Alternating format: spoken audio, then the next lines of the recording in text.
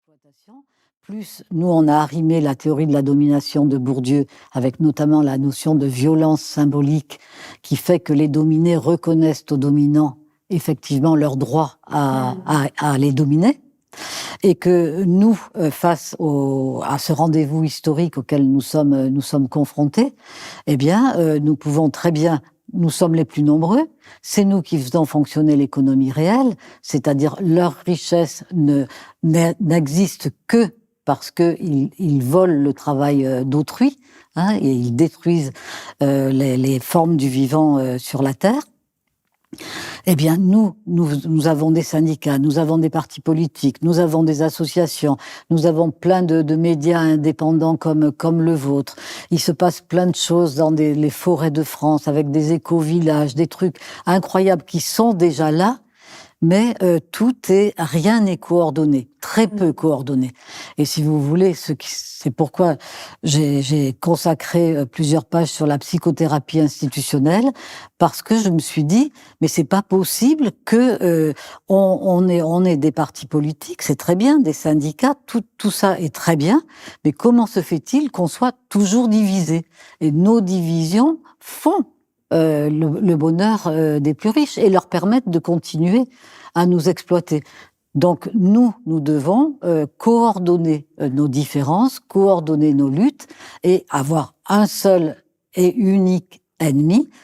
Enfin, c'est comme ça que je vis les choses. Le système capitaliste aujourd'hui qui visiblement menace l'habitabilité de la planète. Et voilà, il y a des problèmes de cohérence entre ce que l'on est et ce que l'on revendique.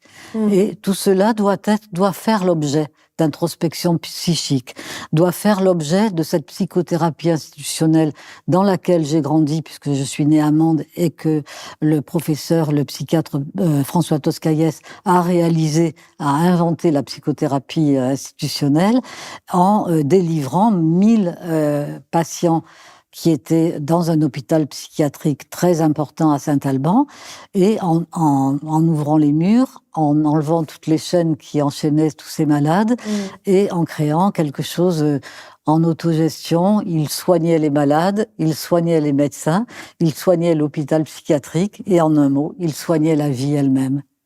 Que ce soit possible, on devrait s'en inspirer et réfléchir à tout cela avant qu'il soit trop tard.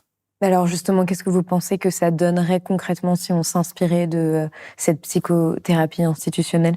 Quand vous donniez justement l'exemple c'est de ne plus être concurrents les uns avec les autres, de pas se croire supérieur parce qu'on appartient à tel parti et tous les autres seraient que des minables et on ne négocie pas, c'est nous les meilleurs, c'est nous les meilleurs. Comment peut-on adhérer au système politique dans lequel on est sans, par exemple, mettre en avant tout le temps l'exigence de la reconnaissance du vote blanc dans les suffrages exprimés? On n'en parle jamais, on n'en parle plus. Hein. Alors justement, vous dites que vous voulez proposer une perspective post-capitaliste pour redonner un peu de sens à notre vie sur cette terre.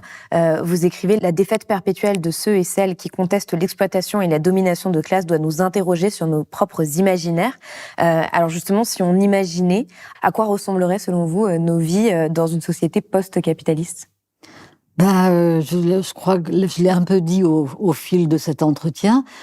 Ça serait une vie partagée, avec le moins d'aliénation possible.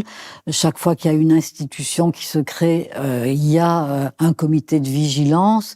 Il y a personne qui est supérieur aux autres. Ça bouge. Si on a une position de pouvoir, après on redescend. Enfin, des systèmes d'autogestion, de partage, d'altérité, notre humanité et surtout la joie de vivre.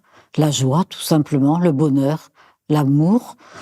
Qu'est-ce que ça a l'air naïf que je dise des choses comme ça, mais ce qui est vraiment incroyable, c'est qu'on puisse accepter les niveaux de prédation d'aujourd'hui sans être plus en colère que ça, quoi.